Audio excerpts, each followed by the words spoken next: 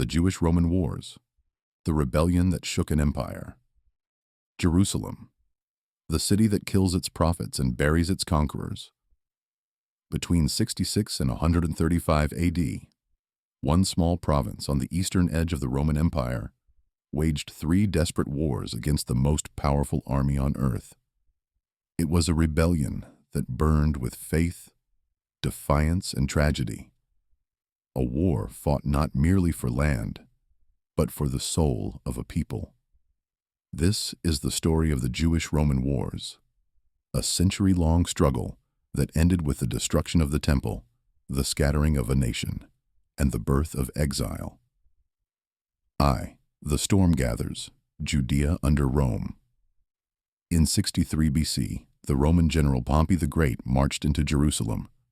The Hasmonean kingdom, once proud and independent, had fallen into civil war. Rome intervened, as Rome always did, and never left. For nearly a century, Judea lived under the shadow of Roman rule. The legions brought roads, taxes, and the imperial cult, but also arrogance and contempt. Roman governors appointed the high priests, demanded tributes, and stationed garrisons inside the holy city. To the Romans, Judea was just another province. To the Jews, it was God's promised land, desecrated by pagan idols. Religious tensions simmered constantly. The Jews believed they were the chosen people, bound to one God who forbade idols. The Romans worshipped many gods, and their emperor was one of them. This was not just a clash of armies, it was a collision of worldviews. By the time Emperor Nero ruled in the 60s AD, Judea was a powder keg waiting for a spark. And the Great Revolt, 66 to 73 AD. That spark came in 66 AD in the city of Caesarea Maritima. Greek residents built pagan sacrifices near a Jewish synagogue. Protests broke out. When Roman soldiers refused to intervene, Jewish zealots attacked Roman forces in Jerusalem, killing the garrison. The revolt spread like wildfire. The rebels overran Jerusalem and expelled the Romans entirely. It was a stunning humiliation for Rome and a direct challenge to imperial authority. Nero responded with fury. He sent his best general, Vespasian, and his son Titus to crush the rebellion. Tens of thousands of Roman soldiers marched into Galilee, destroying villages one by one. The historian Flavius Josephus, who at first fought for the Jews, was captured in Galilee and spared. He became a chronicler for the Romans, witnessing both the courage and the horror of the war firsthand. 3. The Siege of Jerusalem, fire in the Holy City. By 70 AD, Jerusalem was the last stronghold of resistance. Inside its walls, chaos reigned. 3 rival Jewish factions fought one another even as the Romans approached. Supplies dwindled. The Holy City, once united by faith, was now torn apart by fanaticism and starvation. When Titus surrounded the city with 4 legions, nearly 80,000 men, the siege began. The Romans built massive siege works and battering rams. The Jews fought back with everything they had, ambushing Roman soldiers, burning siege towers, rebuilding the walls under fire. For months the siege dragged on. Inside the walls, famine devoured the population. Josephus wrote that mothers ate the flesh of their own children. Corpses filled the streets, and the Temple Mount became a fortress. In August of 70 AD, the Romans broke through. Titus ordered restraint, but war has no restraint. The temple of God, the second temple, the heart of Jewish worship, caught fire. Flames climbed into the sky as thousands were slaughtered in its courts.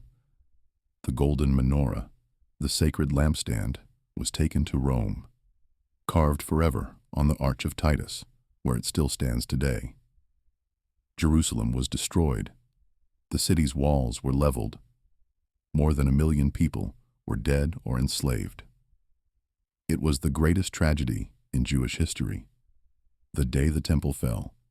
4. Masada, the last breath of freedom. But even after Jerusalem burned, the war did not end. High in the Judean desert stood Masada, a fortress built by Herod the Great. There, nearly 1,000 Jewish rebels, the Sicarii, followers of a radical sect, held out against the empire.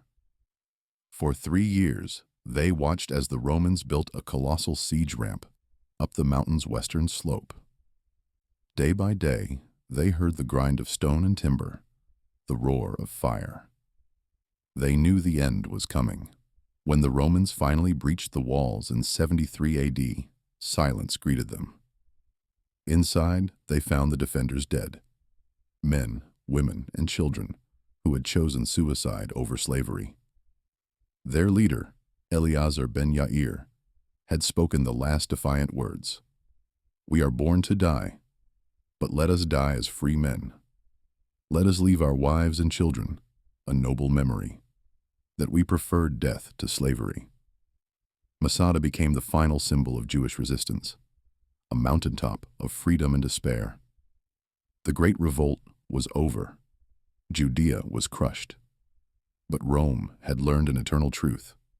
You can conquer land, but not faith. The quiet before the storm, 73 and 115 AD. After the destruction of Jerusalem, the province was renamed Judea Capta, Judea captured. Thousands of Jews were enslaved, sold in Roman markets, or scattered across the empire. Rome imposed harsh taxes. Pilgrims were forbidden to enter Jerusalem. Only the Temple Mount, now a Roman camp, remained as a reminder of what had been lost. But even in defeat, Jewish life endured. Communities thrived in Galilee, Babylon, and Alexandria. Synagogues replaced the temple. Rabbis replaced priests. Faith adapted, surviving underground, in whispers and scriptures. Still, beneath the calm surface, embers of rebellion smoldered, and in time, they would ignite again. 6. The Kitos War, 115-117 AD, the Diaspora Revolts. In the reign of Emperor Trajan, Rome waged wars on every frontier: Dacia, Parthia, Arabia. While the legions fought abroad, Jewish communities across the Mediterranean saw an opportunity to rise once more. The revolt began in Cyrene, in modern Libya, where a leader named Lucas proclaimed himself King of the Jews. The rebellion spread to Egypt, Cyprus, and even Mesopotamia, where Jewish militias massacred Roman settlers. Roman sources describe horrific scenes: entire cities burned, tens of thousands killed. In response, Rome sent its best general, Lucius Quietus, to suppress the uprisings. His campaign was brutal. Whole communities were wiped out. The cities of Cyrene and Alexandria were left in ruins. By 117 AD, the revolts were crushed. Rome reasserted control, but the cost was immense. The Emperor Trajan died soon after, exhausted and embittered. The Kitos War was the forgotten middle chapter, a storm of vengeance that scarred both sides. 7. The Bar Kokhba Revolt, 132-135 AD, the last rebellion. 60 years after Jerusalem's destruction, Rome faced yet another uprising, the greatest and most devastating of all. When Emperor Hadrian came to power, he sought to rebuild the province as a Roman colony. He renamed Jerusalem Aelia Capitolina and planned to build a temple to Jupiter on the site of the Jewish temple. To the Jews, it was the ultimate blasphemy. Rebellion erupted once more, led by a man who would become both hero and tragedy, Simon Bar Kokhba. Charismatic, ruthless, and deeply devout, Bar Kokhba proclaimed himself the Messiah, son of the star. He united the Jewish fighters and established an independent state. For a time, Judea was free again. Coins were minted bearing the inscription, "For the freedom of Jerusalem." At its height, the rebellion controlled most of Judea. Roman garrisons were annihilated, and for 3 years, Bar Kokhba ruled from Bethar, near Jerusalem. But the empire soon struck back with overwhelming force. Hadrian sent 12 legions, over 100,000 soldiers, under the general Julius Severus, recalled from Britain for the task. The Romans advanced systematically, cutting off food, destroying towns, and slaughtering anyone who resisted. The war turned into genocide. Villages were burned, fields salted, and forests cut down. According to Cassius Dio, 580,000 Jews were killed, and nearly every town in Judea was destroyed.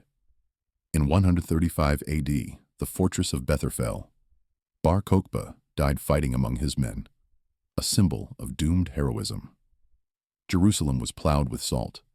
Hadrian banned all Jews from entering the city under penalty of death.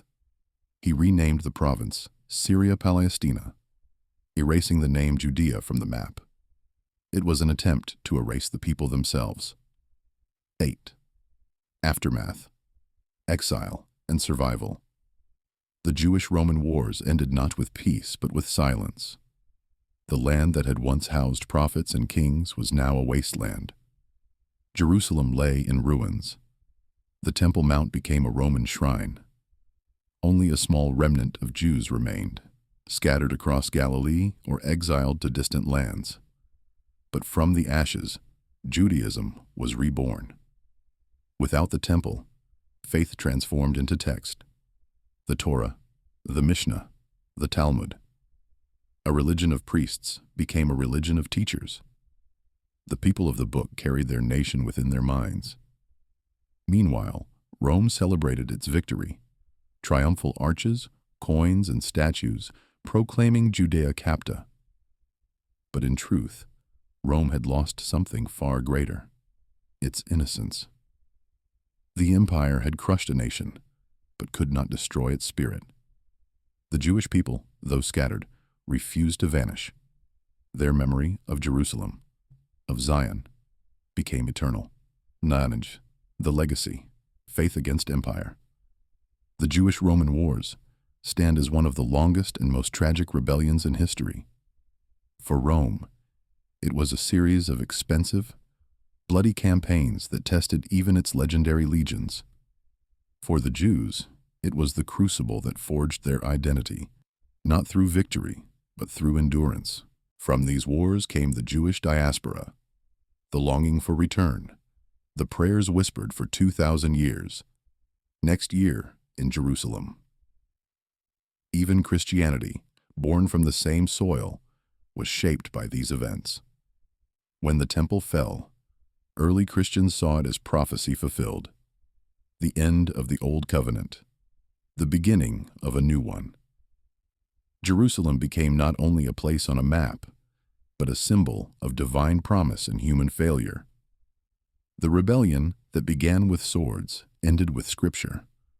The war that destroyed a nation built a civilization of faith. X. Epilogue.